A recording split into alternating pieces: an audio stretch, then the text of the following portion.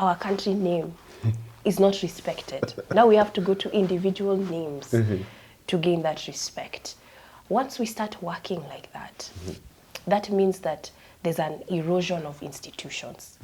Governments do not work based on individuals. Governments work in system and institution. We are watching a government crumble.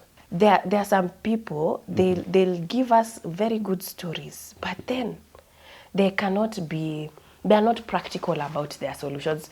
You know, if you're talking about changing this country, let's just live by example, cut down on the spending, cut down on the extravagance, stop with the campaigning, traveling from Ukambani to everywhere, throwing handouts at people. This money could be going somewhere, I'll say. He needs to be the last president that lies to us so rampantly, and we accept it. Going forward, we need to get rid of the liars, and we need to get rid of the thieves. It is enough.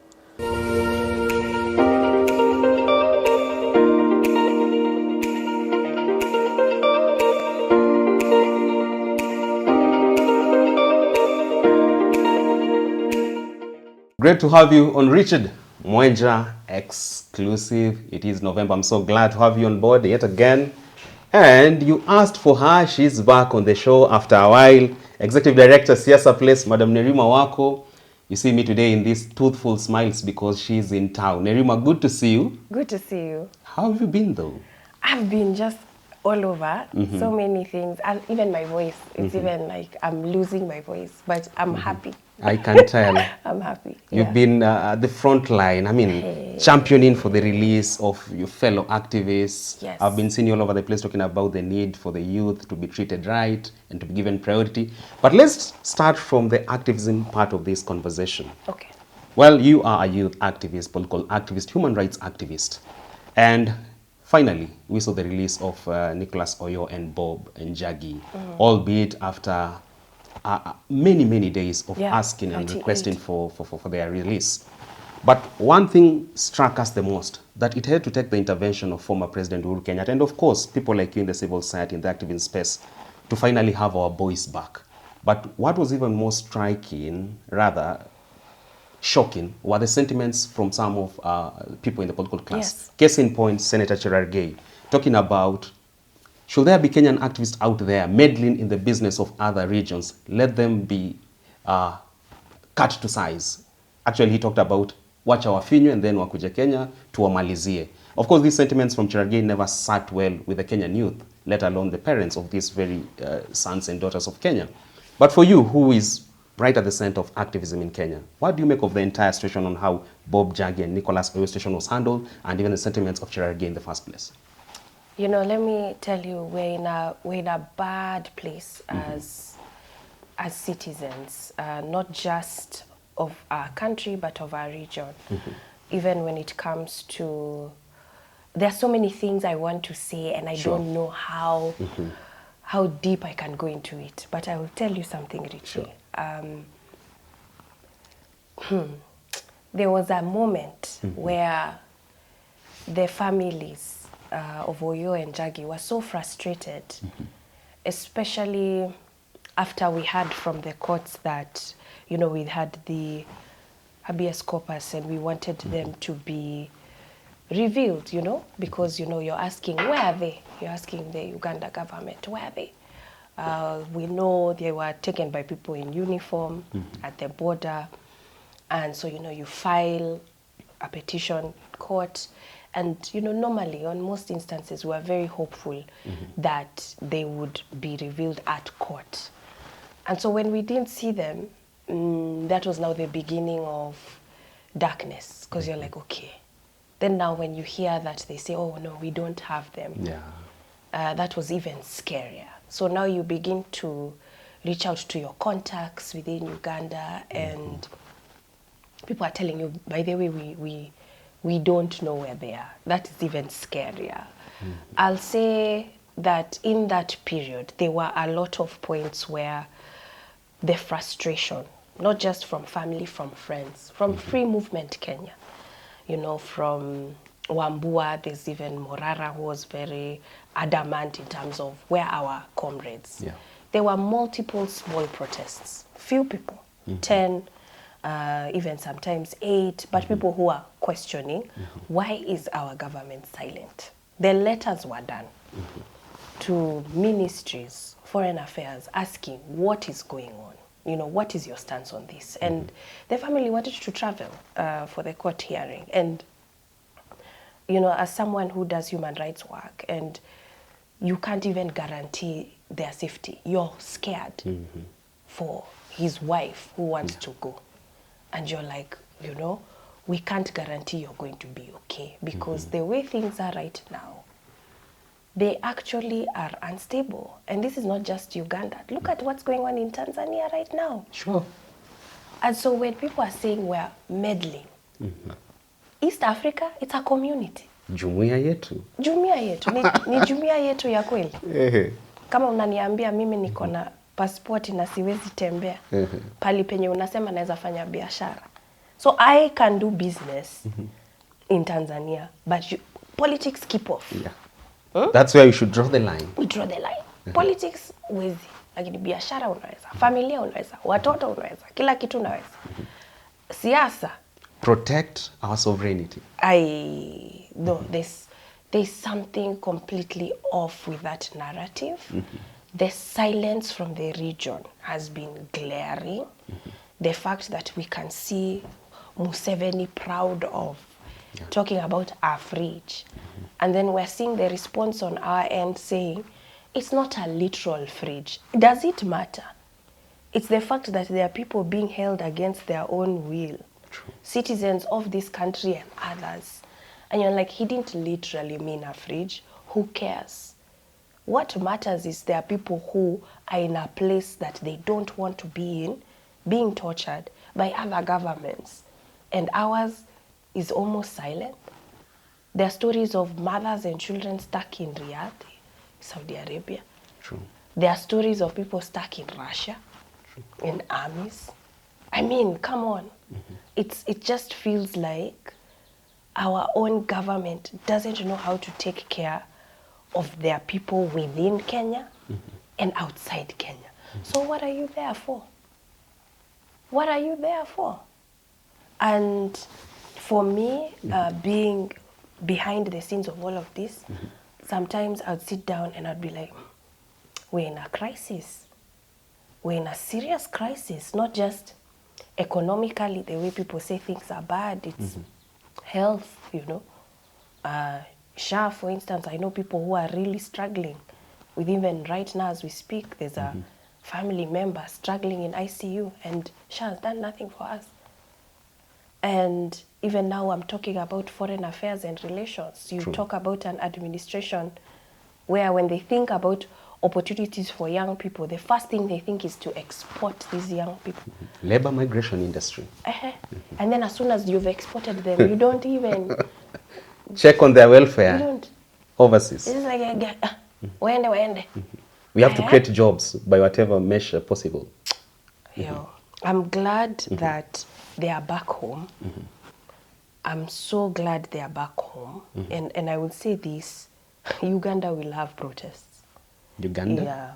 As much as they're trying to build this narrative, it is Kenyans, and Kenyans are the virus. Hey. They have pokey noses. Yeah, they are pokey noses. It's like they find it very hard to fathom that it's their own people who want freedom from them. And they will see it in January. And it's a shame that I will struggle to travel to Tanzania, will struggle to travel to Uganda, even though me, coming from a border town, Busia, may I have relatives in Uganda. You're telling me I can't go visit them? Muhoozi sees you as a threat. Sees me as a threat. Ati planning Gen Z protests. Yeah. That's hilarious. And that white note for the intervention of Uhuru Kenyatta, who I respect, I wouldn't have released Nicholas Oyo. But next time, I won't advance the same grace. That is the warning from Muhoozi, the son to the president. Does that even speak to a future which is so blurry and bleak for Uganda?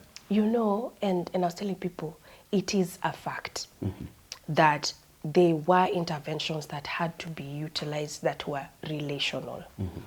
And it is a scary fact that it had to be a personal linkage of our former president doing that. Former president. Former president. That shows you, one, our current one has no powers. Even as chairman no of ESC? Respect, even as chairman as ESC. Isn't that a scary thing? And this is somebody, remember, in Unga, was pushing for 2 seats in the Security Council. Yeah. Someone who's not respected in the East Africa, Jumia, is supposed to be representing Africa to the globe, pushing for 2 seats in the Security Council. Maybe it takes solace in the analogy that prophets are not accepted, or rather embraced, in their hometown. Good point. You have a point. And yeah, he's eloquent, and maybe that's what works globally on the global stage. You have to be able to speak well, but does it help him when the things that he speaks are not truthful? You know, you can be a good speaker, but nothing you're saying is factual. We are coming to that in a few, because some claim the president is out here manufacturing false statistics about the state of the nation. But let's wrap up on the issue of the East African community. And you've talked about even our Foreign Affairs Office, by and large, remaining just a toothless and ceremonial office. So then again, what's your assessment of Musalia Mudavadi as the head of that docket? Do you feel that this far he's done us enough harm? Because we've talked several times before on our show that we are making costly diplomatic goofs. Now, the other day, our boys are arrested on the other end. What do you make of Musalia Mudavadi? Has he sunk that docket to the lowest? Yes. It has sunk to the lowest. And unfortunately, Kenya, it feels as though we have no sovereignty. Once a country that was fully respected, an institution. Now we are moving into personalities as nations. It's a concern because there were moments where people would see the emblem of Kenya in particular documents. We've had a lot of peace accords and negotiations in this country that have fostered peace in neighboring countries. But now our country name is not respected. Now we have to go to individual names to gain that respect. Once we start working like that, that means that there's an erosion of institutions. Governments do not work based on individuals. Governments work in system and institution. We are watching our government crumble. I am here to have your reservations on Senator Samson Cherargei. Do you think he was trying to cloud chase the issue about our boys who are doing amazing activism work out here? Yes, it's a shame that such a person in a position that high can have such caliber, which is none. The fact that he can say things such as that, it's a shame, because it's not about activists. You know, the thing about representing is you represent people you don't like. It's about the good of the majority. It's not about the minority that you dislike. So the fact that he can make a statement based upon a few people he doesn't like and forget his role in terms of protecting Kenyan citizens is a shame. It's a damn shame. And I hope that in our next election, the first thing we must do is sweep and remove such people. I was almost saying animals, because it's hard to call someone like that a person. Juhana Utu, even if Richie, like, there's someone, even your enemy. Sure. There are things that happen to people you can't even wish on your enemy. True. Because you have a certain level of respect and principle. So for someone to say things like that, so what principles do you have? What values do you have? It means you have none. And these are people that we have you on record. These are things that are collected as evidence in terms of going under your reputation. You might think you're just blabbering. Yeah. You're not. As soon as you become a public official, you hold an office, you're not blabbering. These are things that we can hold against you. And this is something that I want to say here in this platform and right now, that we're not going to forget. We will remember. We will remember your words and your actions. Because even when things were happening when these guys were outside government, they were calling on activists to come out and help them. Yeah. We are under siege, help us. Exactly. So now when you are on the outside, you are seeking for activists' help to come to your rescue. But as soon as you enter power, you forget how important those They are voices commercial are. activists.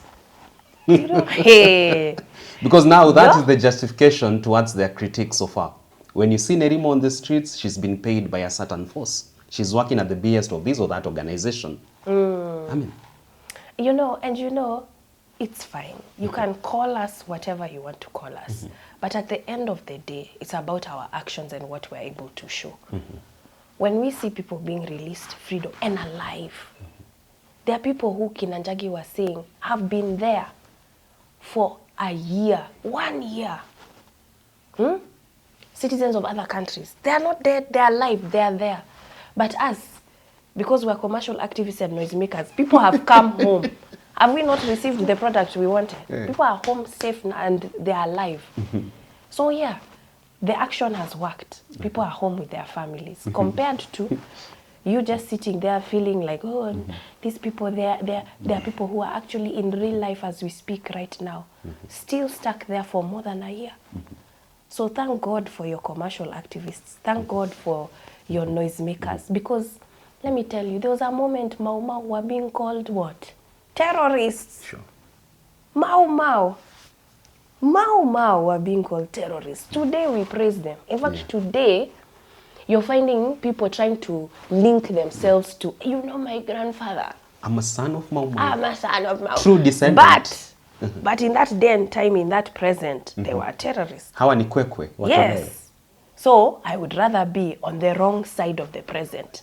But in history, you will remember me for being a hero. History? That's what it is. Yes. And you know, a lot of people forget. By the way, there was a moment in Kenya where, as a citizen, a black African, when we could start voting, men, not women, when we could start voting, one vote was one for you as a black. But then, them, settlers, colonizers, one vote was 3. One vote was 3. So you would have very few settlers who would always win elections because their votes count as 3, yours as 1. Do you know if we didn't have activists and noisemakers who questioned? The Gamma Pintos of that day. Yeah. Why does my vote count as 1 and yours as 3? This is my country. I am now a citizen. I have now rights to participate. If we didn't have activists and noisemakers, where would we be today? They are a true credit to humanity and the Kenya we desire. They are. They are. But unfortunately, we don't give them credit in their present. We normally give them credit in the history. I'm begging Kenyans to give credit when it's due. Now. When Nerima is in town. Yes. When we're alive and kicking and continue to push the envelope, because there must be people who continue to push the envelope. We cannot all conform and be silent. Otherwise, we would not have the freedoms we have today. All right, well put, Nerima. And just shifting gears slightly, let's have a conversation around the disputed, just concluded Tanzanian elections. Of course, people died. And what was even more surprising was Samia Suluhu literally using the aid of the military to swear herself to office. And some are now in fear because the other day the Standard profiled the 3 East African heads of state, Museveni, Suluhu, and President Ruto, as a trinity of terror, and men who want to amass absolute power in the sense that they always want to be in office. Now, looking at the events in Tanzania, should Kenyans have this fear that maybe the president is going to borrow that script? If he does not have the will of the people in 2027, maybe he might use the military to force another term on him. Is that a fear that we should speak about this early? First of all, Tanzania didn't have an election. It was a sham. Thank you. Secondly, people were murdered and killed and still continue to be killed. And third, there is no election where the opposition is not allowed to participate. She competed against herself. Okay. Competing against your own shadow. Yes. You know that movie? Have you watched The Dictator? Yeah. That's exactly what happened. People were still at the starting line. Yeah. And she ran across the field alone. You know those ridiculous videos we see of politicians? I think even it has happened with Ruto, where they are doing a race. Everyone is running behind. Yeah. That's exactly what we watched. You can't overtake them. Yeah, you can't. You've seen that. Someone is stand at marathon, but don't overtake the president. There's no race there. Okay, there's no race. So that's important to mention. Number 2, it's the fact that we've seen even the AU recognize that people didn't have freedoms to participate. This is big. Yeah. And I'm glad, Masisi's team have, said that. And yes, they are going to borrow from each other because remember, who did she call? See, she called Ruto and she called M7. The big brothers in town. Yeah. And they said, little sister. Congratulations on your victory. Hold on. Yeah. Because even them, they know that they are going to be needing to borrow the tactics. And it's unfortunate that those are the tactics that they choose to borrow from each other. This sense of manage and suppress the populations. And sometimes, I was going to say, I wonder what advisors say, but you know what? They can't say anything because these are people who don't listen. They can't listen. Because logically, Rishi, let's put ourselves in a scenario, okay? We are being overpowered. You can see. You can see the number of people against you is more than you. Even you, I'm not even a general, I've never been in a military, but if I could just imagine that I'm in a battlefield and I look at the number of soldiers I have and I'm seeing haya, sasa hapa tuko 50. And then I see in the horizon millions. I'll tell my people, guys, at this point, okay, there's no point in fighting. Let us retreat. We retreat. We surrender. This is the most logical thing. Unless you understand the ground that you're on. But as long as you're outnumbered, it is to retreat. It is to surrender. As some would say, I would kill myself first. But it's a defeat, Yeah. That's the logical. This is where we are seeing where she is. Where the people are seeing, they don't want to participate. But then, they don't even try to make it look like it's a win. It is very clear that there's just no process. And then you talk about an over 90% win. And then there are places where there's evidence of people staffing and there are people who are not able to participate. This will not work in Kenya. This is something that he won't even be able to borrow. Because as much as Tanzania, they are pushing back, they don't have the constitution that we do. Sure. You can't question results like we do. There are no processes that are forced to be open like we have. So the playing field is very, very different for Kenya. And there are methods that she's utilizing that would never work in our country. And there are people and institutions that would make sure that it never works in our country. Kenya is one of those places where I say, when people ask me if we could compare other countries and how Africa is doing, I normally say Kenya is an oddball because there was a point where there were military coups in the East African region, from Uganda to Tanzania, Zanzibar revolution. And Kenya almost had one for 6 hours. But we didn't. And we've experienced dictatorship. And other countries have experienced military coups and military leadership. We have not. And that's why it is a tester kind of country, where our history already makes us a little bit unique with some nuances of similarities. So there is never going to be a standard copy-paste that Ruto can utilize around us because our country is unique. There are methods that other countries around us can learn from Kenya. What we have seen with the organizing of the protests with Tanzania, we have seen similarities in terms of, for us, it was anger with the finance bill. For them, it was change. It was no reform, no election. And they wanted change, and they were angry toward the fact that someone is stopping that change. But it is still Gen Z-led. Their symbol is the flag.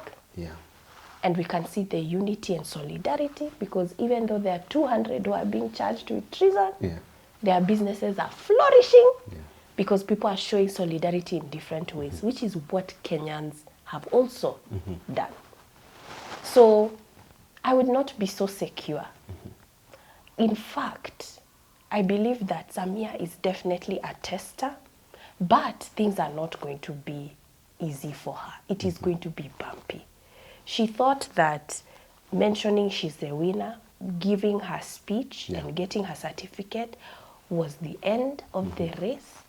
It is just the beginning. And it is going to be bumpy, extremely bumpy for her, because the unrest will continue. The vocal solidarity will continue. Information will continue to spill out. People will be forced to take a stance. Because remember, she was bragging about how now, because Kenya is unsettled, business is coming. Business cannot function in a country that is unstable. She will lose business. Capital flight. She will lose it. Now these missions, whatever, will start telling her, you need to. Now human Keep rights. your house in order first. She will begin to realize, by the way, this thing is not that simple. And then when she reaches out for more support, Uganda will be busy. with their own problems. With their own. So now we will have two neighbors Majirani. that will be dealing with their busyness. And Kenya will not be far behind. So I would say these, I don't even want to call them presidents, these people need to be concerned with their own populations. The three musketeers. The majority population is 19 years old, is Gen Z. Gen Z is the million army in front of them. The common denominator. And they must decide. They must decide. Are you going to fit or fight? Are you going to fight or fit in? That's the decision. But if you fight, I've never seen a war where millions have been won by a small army. I'm yet to see Not that. even Harmonize or Diamond endorsing you will help you save the day. You saw them wakisalimiwa. Walisalimiwa, and people will not forget. They are cancelling the events. Oh, yeah. Already. That's what I'm telling you. This road is bumpy. It's not going to end now. They need to be prepared of months and months of this. It's going to be a long one. It's a long haul. Nerima, you are a rich working repository of history on African democracy, politics, and governance. And if I just have to rope in Mwalimu Julius Nyerere into the picture, you clearly understand the ideals he fought for. And looking at the events in Tanzania, do you think Samia Suluhu has now mocked the aspirations of Mwalimu Nyerere, and probably Nyerere, where he is now living his worst nightmare? Absolutely. Don't think, Nyerere spoke to a lot of courage, unity, solidarity. I think he would be proud of the young people and what they're standing up for and what they're pushing and how they're doing it. Even seeing some of the funerals and them, the kind of chanting, that solidarity, that camaraderie is exactly what Nyerere was standing on. And I believe that he would be ashamed. Do you know he made it a hub where the brightest would travel all the way to Tanzania to go to some of the universities. Dar es Salaam. Some of our best senior politicians passed through his hands. Their children are named after him. Kiro is one of his good students, by the way. Do you see? Yeah. Honestly, you can trace very many politicians to that. And you can see that was the legacy that he wanted to build for change, for a better Africa. And people forget that it wasn't just Africa. It was even our brothers and sisters in the Caribbean, in the islands. They used to travel all the way to Tanzania because it was this heaven of peace and African solidarity. Imagine now, us, we can't travel to Tanzania. People are being abducted, tortured. The one place that people felt safe in, now people are running away from, or he would be rolling in his grave. He'd be like, how did this happen in such a short time frame that now it has gained this reputation globally? He would be rolling in his grave. All right. Now let's shift gears a bit and probably talk about the president's most recent remarks, which haven't settled well with Kenyans. And one of those remarks is him feeling Kenyans have a spirit of negativity towards their own country. And he talks about, you wait, I'm going to make Kenya a first world country. All I need for now is 4.5 trillion Kenya shillings to transform Kenya to a first world country. Kenyans are saying, we are not just negative because we want to. It is because we feel things are not right. To what do you think this negativity is premised on from Kenyans towards their country? I love how, you know, we always blame it on this spirit of negativity. Yeah. Samia alikuwa na Twitter, viumbe. Viumbe dhaifu. Yani it cannot be natural. It cannot be you. There is a demon. Yeah. Demon possessed. Imekuingilia. Eh? Nerima is in the streets because she's demon possessed. Has been sent by Satan. Yeah. You know? But, you know, it's the frustrations. It's the frustrations of a majority population that is unemployed. People are struggling to make ends meet. Things have risen except salaries. People don't have access to basic things, you know. But the president says the journey to Singapore is not going to be a smooth one. We have to walk through the park. This is just part of the process. Hey, Rishi, I'm really trying to hear you out. And I know we talk about this a lot. But I really find it hard to listen to someone where I'm not seeing them rolling up their sleeves. You know? Yeah. And I talk about this a lot. Like, you know, when you talk about this is the journey we must take, we must live by example. Journey to Canaan. Promised land. Hey, you know, some people some people were cast and they never made it to Canaan, you know. No, Nerima. Walitembea. And then Canaan kumbe ikutua putu. But Joshua is there to take people to that Canaan. But it had to take a generation to go. You remember in that story, God said there's a generation that's never going to see Canaan. And they had to die. They all died. Yani we waited 40 years for them to die. And then we finally entered Canaan. Yeah?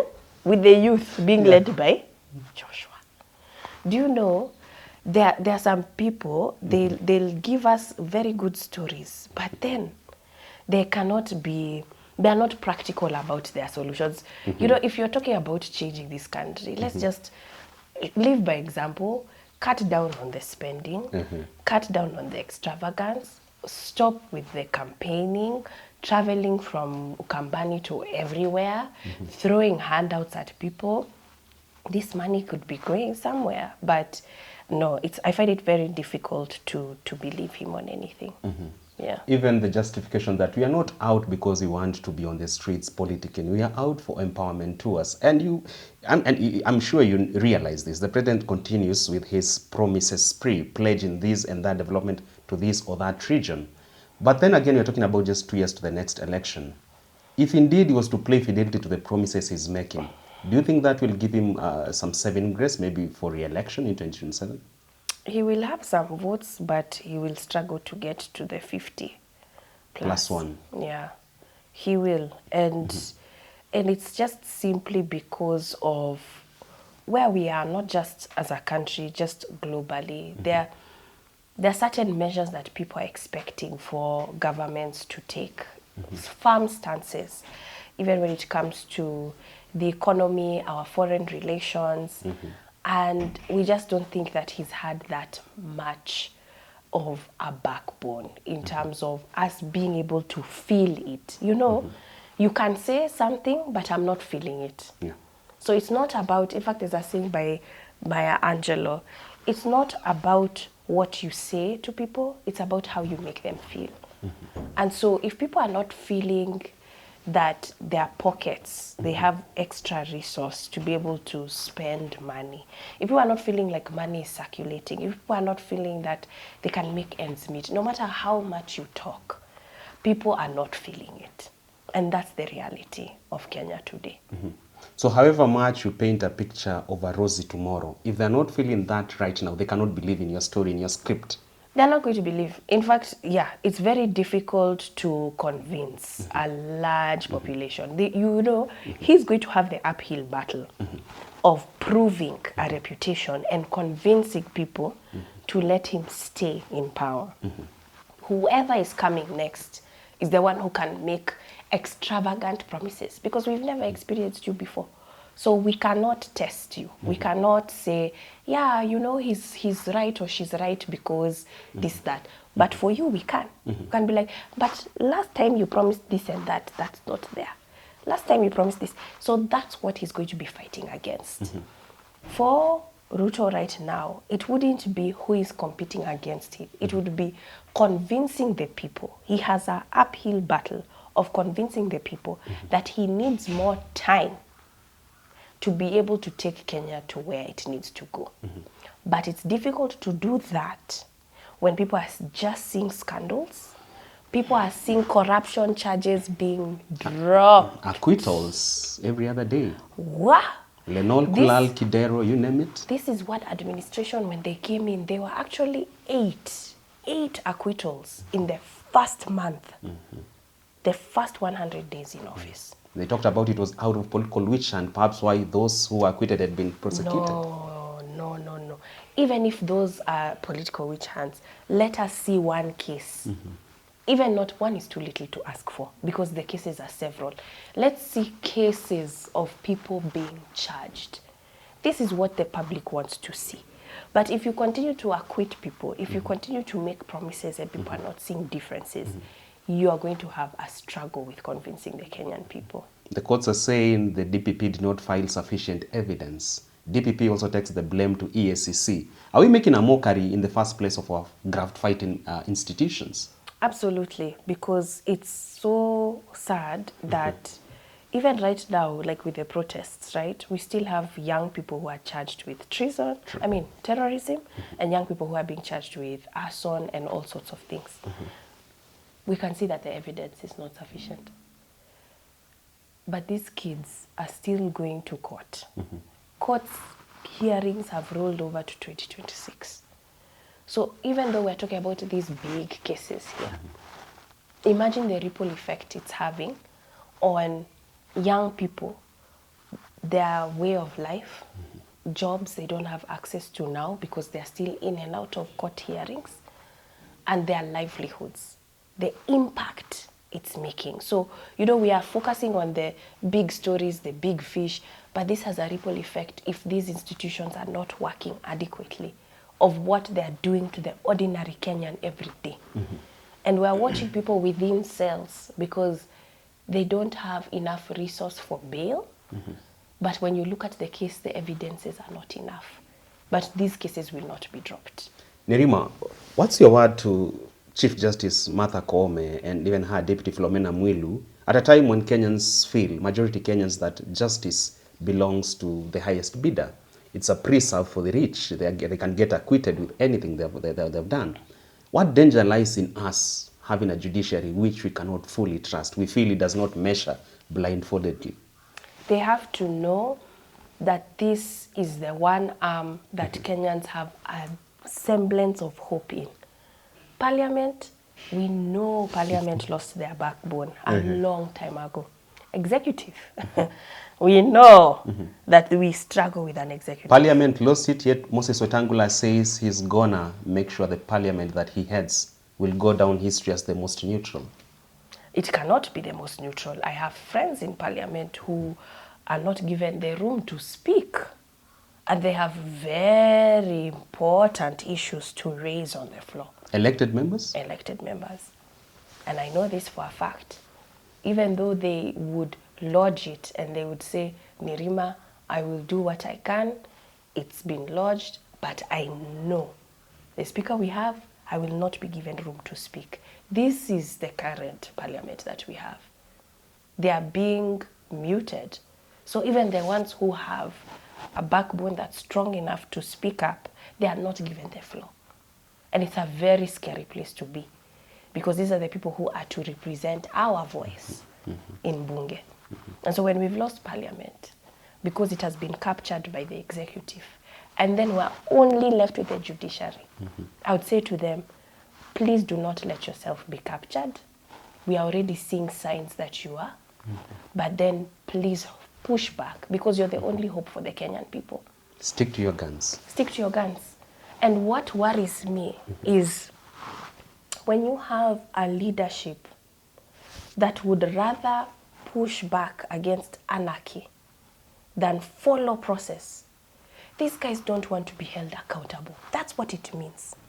Because once you have someone who wants to ask serious questions on the floor and you refuse them to ask, it means you don't want to be held accountable.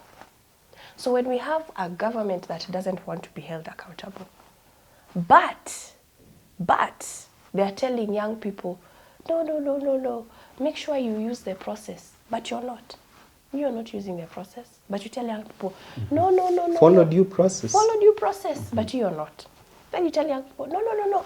You must go through an election, but you know. You Public want to participation.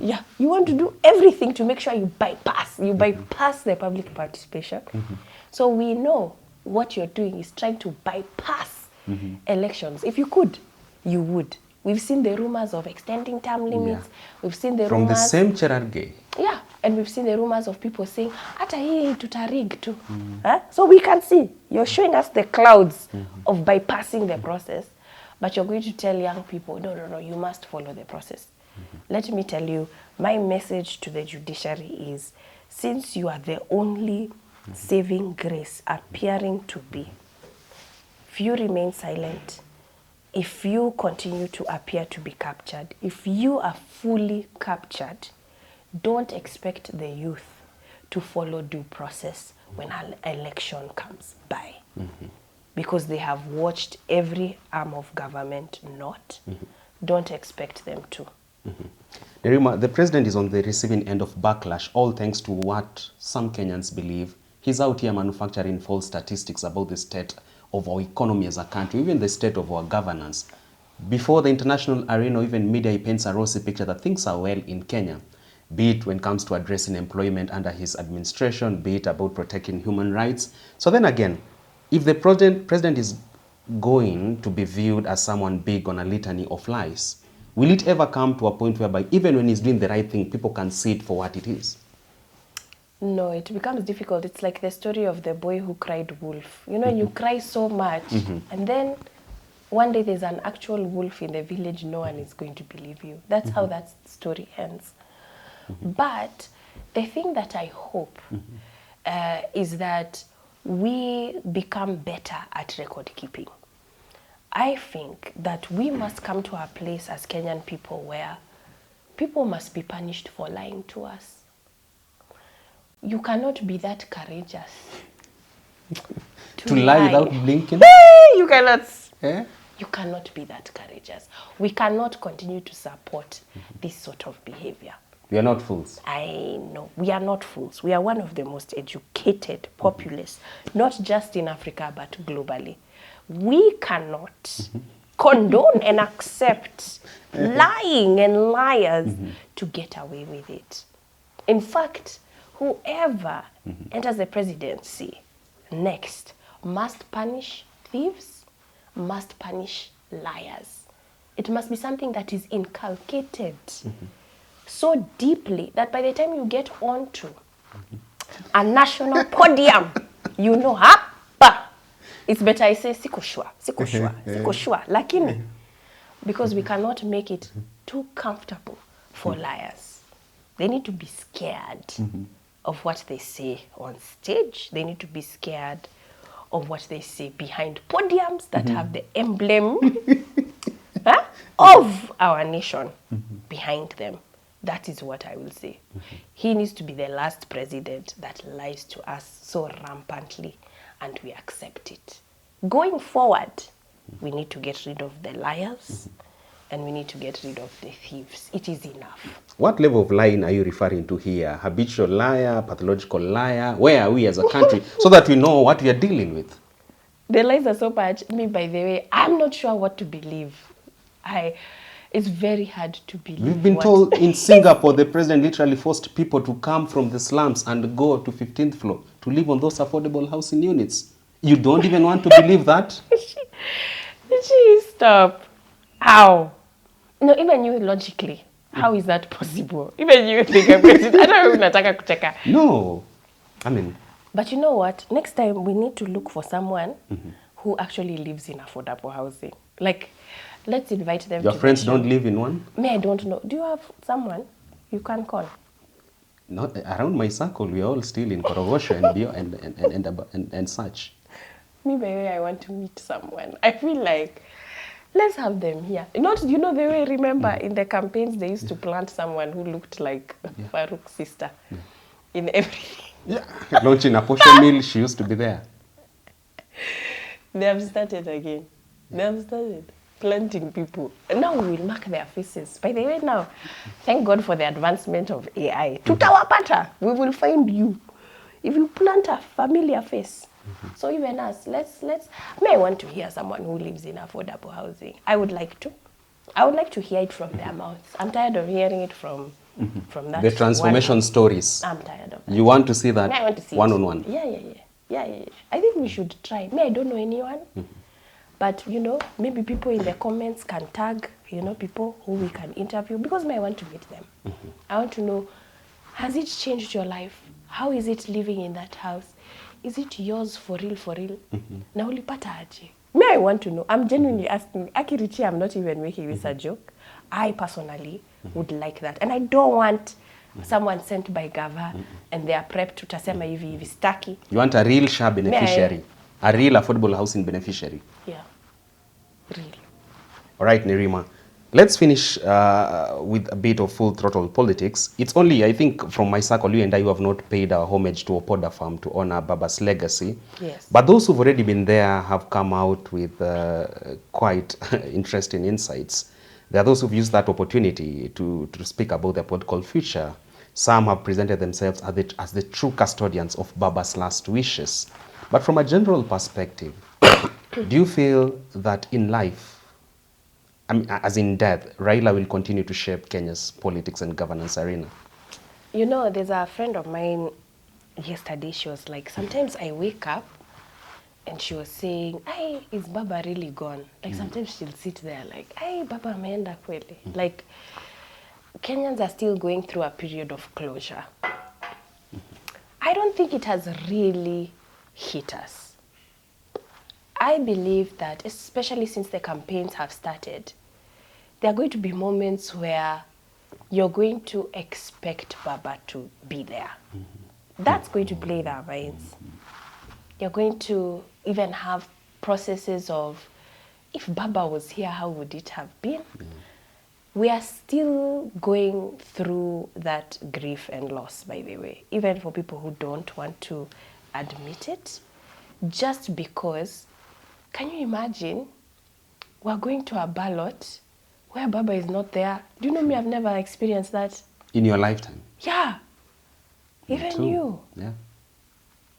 We have never experienced that. Like, he's always there. He's always an option. And so, I think what's happening is people are going to continue grappling for this audience, us, that is wondering, what does this mean without Baba? And what I've seen is people are bringing a lot of cows. Kalonzo brought 100. And a huge delegation for that. Wait. That is a statement. That is a very strong statement. And we're also seeing people, you know, reshuffling and thinking and pondering and trying to, you know, iron out. But let me tell you, it is going to be a wild ride. People are going to throw out options. You'll even be like, they're going to try and test everything and everyone to see what sticks. What are the people what sticks? Come on, Nerima. That's what's going to happen. Do you mean it's going to be a wild ride even for those who claim they have the blessings of Baba, like Opio and Ian Buddy, who feel we are out to implement Baba's last wishes? And we saw a very courageous, religious man say, now, what have you benefited? We are in government. What are you enjoying? What are you enjoying? We are in the kitchen. What are you as enjoying? Luos. How is that benefiting? What does that mean? Let me see here, in front of my face, what it means. But I'm glad that we're having those discussions. It's important to have. It's bringing in diversification of ideas, of individuals, confusion for many. And in the midst of chaos, there's always opportunity. There are Yes. people who will thrive from this. They talk about the storm provides, It does. Yes.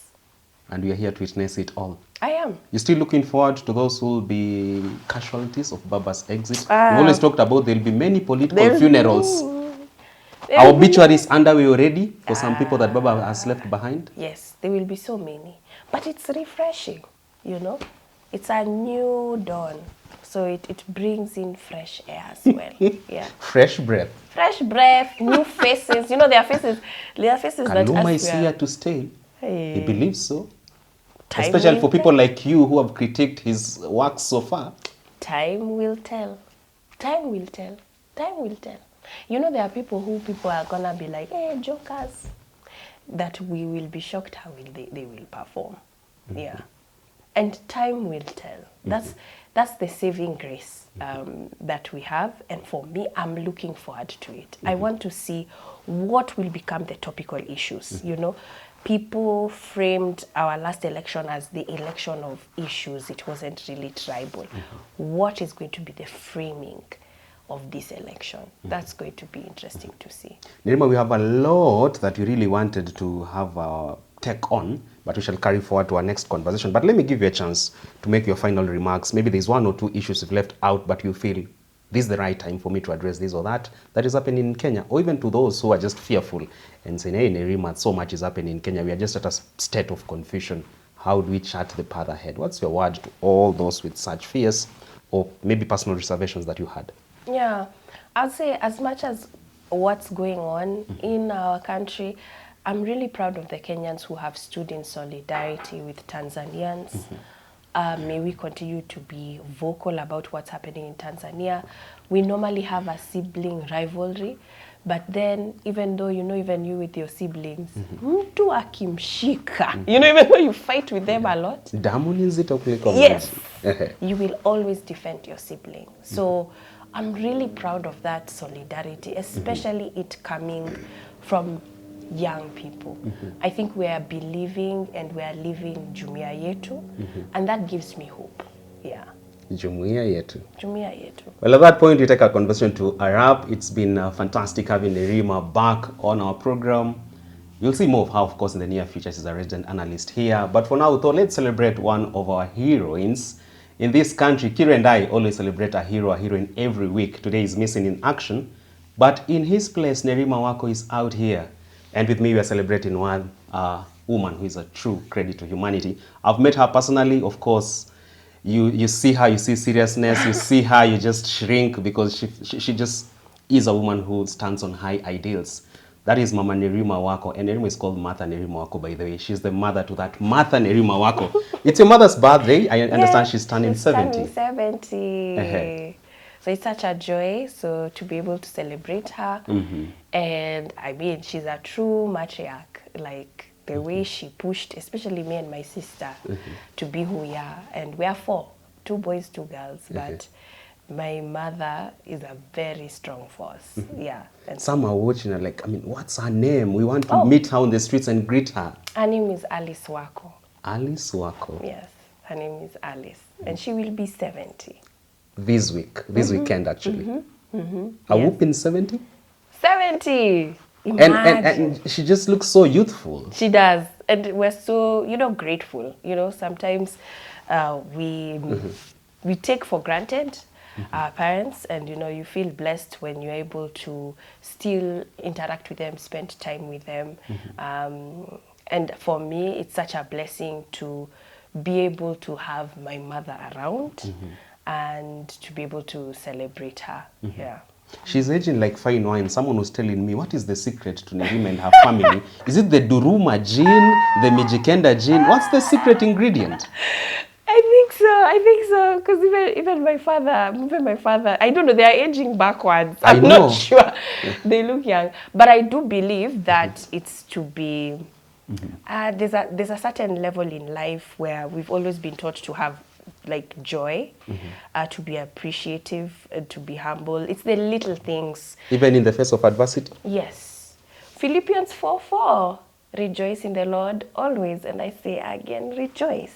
Even in the midst of problems. We know we are always like, even my uncle was always called Smiling Wako. Yeah. Even in the middle of Smiling problems. machine. In the middle of problems, it's just like, And you wonder, what's wrong with this guy? it is what it is. So we're a family that is quite, we're joyous. Yeah. Right, Mama Alice Wako, happy birthday. And one of these days, you shall surely grace one of our editions. It will be an honor. Until you get to do this again with Nerima Wako, do enjoy the rest of your viewing. Check out the incredible work she does with her organization, Siasa Place. Reach out to them via their website, social media handles. That is at Siasa Place, KE, everywhere. And our website is www.siasaplace.com. Finally, when are we visiting Opoda Farm, you and I? We have to see. We have to do it like this month. I'm told the diary is full until 30th of December. Wow. Hey, so it's next year. Yeah. Wow. Just get a cow and then we make the visit. At least we go with one cow, Cindy. As long as it's not malnourished. I'm not mentioning agenda though. Do enjoy the rest of your viewing. I'm Richard Mwenda. She's Nerima Wako. Get her at Nerima W across her social media handles.